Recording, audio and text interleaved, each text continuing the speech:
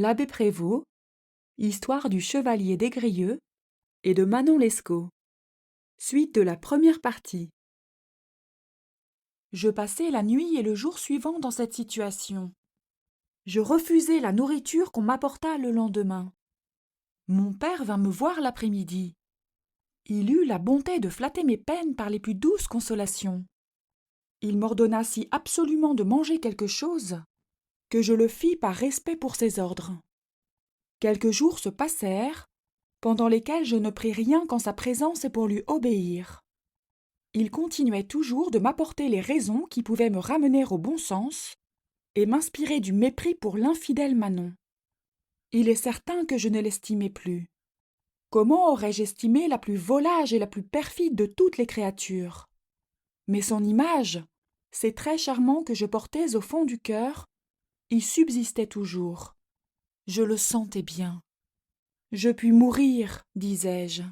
Je le devrais même, après tant de honte et de douleur. Mais je souffrirais 1000 morts sans pouvoir oublier l'ingrate Manon. Mon père était surpris de me voir toujours si fortement touché.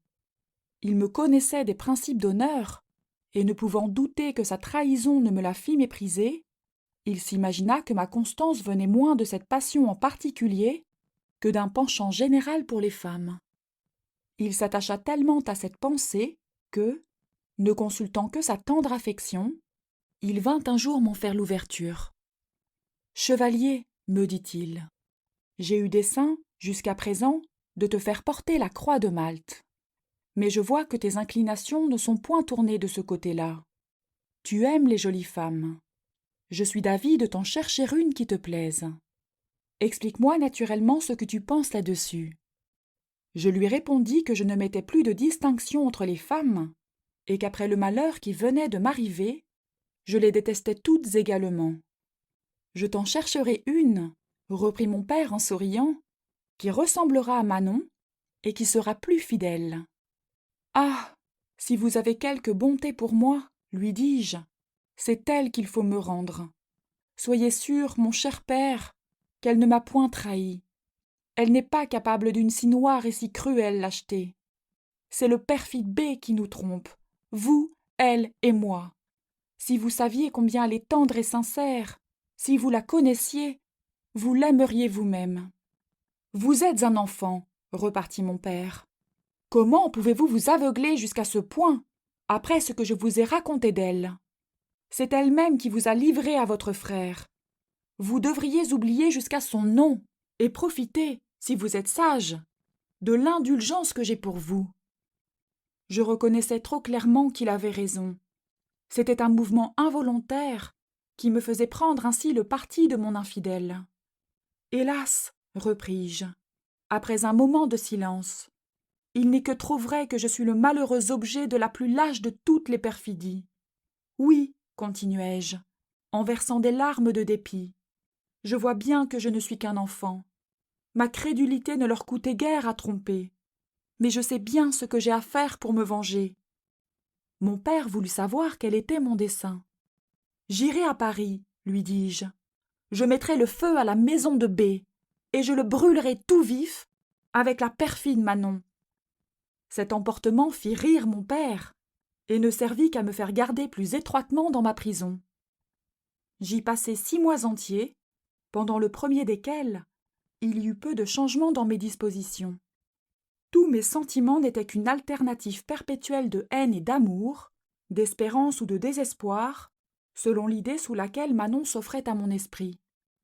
Tantôt je ne considérais en elle que la plus aimable de toutes les filles, et je languissais du désir de la revoir. Tantôt je n'y apercevais qu'une lâche et perfide maîtresse, et je faisais 1000 serments de ne la chercher que pour la punir. On me donna des livres, qui servirent à rendre un peu de tranquillité à mon âme. Je relus tous mes auteurs. J'acquis de nouvelles connaissances. Je repris un goût infini pour l'étude. Vous verrez de quelle utilité il me fut dans la suite. Les lumières que je devais à l'amour me firent trouver de la clarté dans quantité d'endroits d'Horace et de Virgile, qui m'avaient paru obscurs auparavant. Je fis un commentaire amoureux sur le 4e livre de l'Énéide.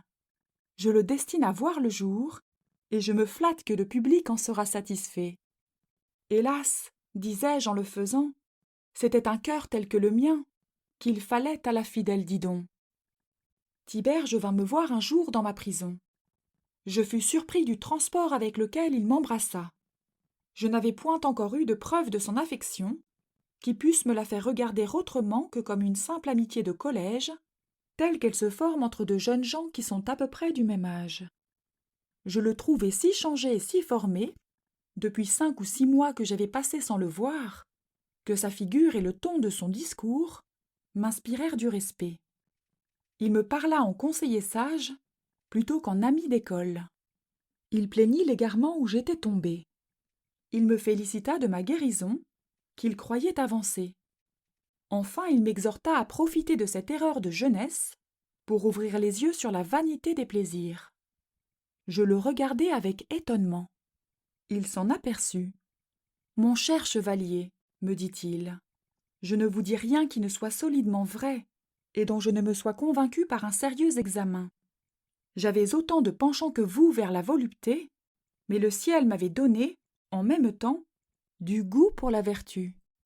Je me suis servi de ma raison pour comparer les fruits de l'une et de l'autre, et je n'ai pas tardé longtemps à découvrir leurs différences. Le secours du ciel s'est joint à mes réflexions.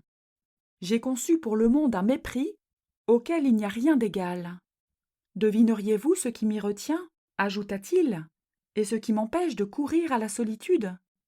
C'est uniquement la tendre amitié que j'ai pour vous. Je connais l'excellence de votre cœur et de votre esprit. Il n'y a rien de bon dont vous ne puissiez vous rendre capable. Le poison du plaisir vous a fait écarter du chemin. Quelle perte pour la vertu! Votre fuite d'Amiens m'a causé tant de douleur que je n'ai pas goûté, depuis, un seul moment de satisfaction. Jugez-en par les démarches qu'elle m'a fait faire. Il me raconta qu'après s'être aperçu que je l'avais trompé, et que j'étais parti avec ma maîtresse, il était monté à cheval pour me suivre. Mais qu'ayant sur lui 4 ou 5 heures d'avance, il lui avait été impossible de me joindre.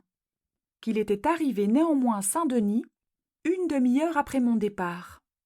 Qu'étant bien certain que je me serais arrêté à Paris, il y avait passé 6 semaines à me chercher inutilement. Qu'il allait dans tous les lieux où il se flattait de pouvoir me trouver, et qu'un jour enfin il avait reconnu ma maîtresse à la Comédie. Qu'elle y était dans une parure si éclatante qu'il s'était imaginé qu'elle devait cette fortune à un nouvel amant.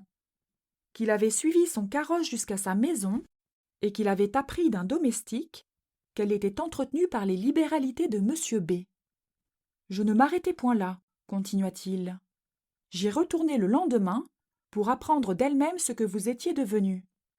Elle me quitta brusquement lorsqu'elle m'entendit parler de vous, et je fus obligé de revenir en province sans aucun autre éclaircissement.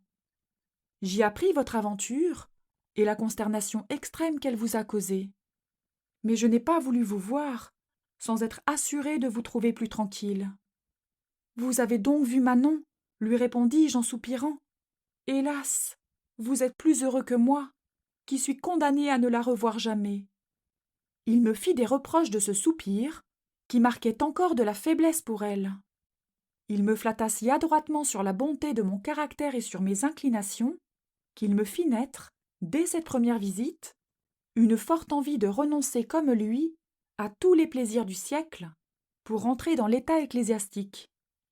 Je goûtai tellement cette idée que, lorsque je me trouvai seul, je ne m'occupais plus d'autre chose.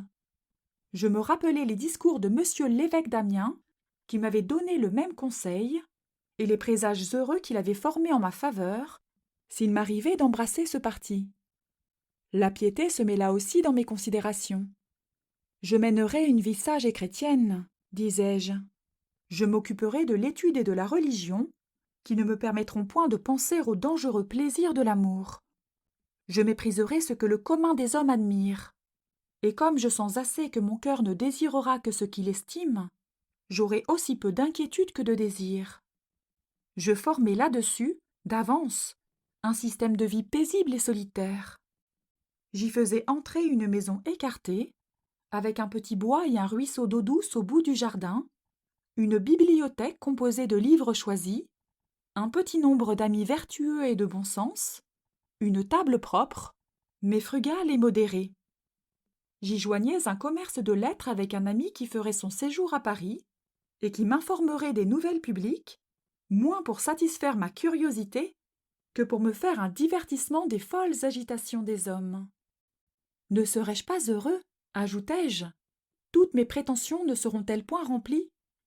Il est certain que ce projet flattait extrêmement mes inclinations. Mais, à la fin d'un si sage arrangement, je sentais que mon cœur attendait encore quelque chose, et que, pour n'avoir rien à désirer dans la plus charmante solitude, il y fallait être avec Manon. Cependant, Tiberge continuant de me rendre de fréquentes visites, dans le dessein qu'il m'avait inspiré, je pris l'occasion d'en faire l'ouverture à mon père. Il me déclara que son intention était de laisser ses enfants libres dans le choix de leurs conditions, et que, de quelque manière que je voulusse disposer de moi, il ne se réserverait que le droit de m'aider de ses conseils.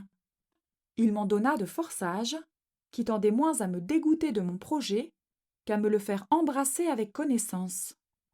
Le renouvellement de l'année scolastique approchait. Je convins avec Tiberge de nous mettre ensemble au séminaire de Saint-Sulpice, lui pour achever ses études de théologie et moi pour commencer les miennes. Son mérite, qui était connu de l'évêque du diocèse, lui fit obtenir de ce prélat un bénéfice considérable avant notre départ. Mon père, me croyant tout à fait revenu de ma passion, ne fit aucune difficulté de me laisser partir.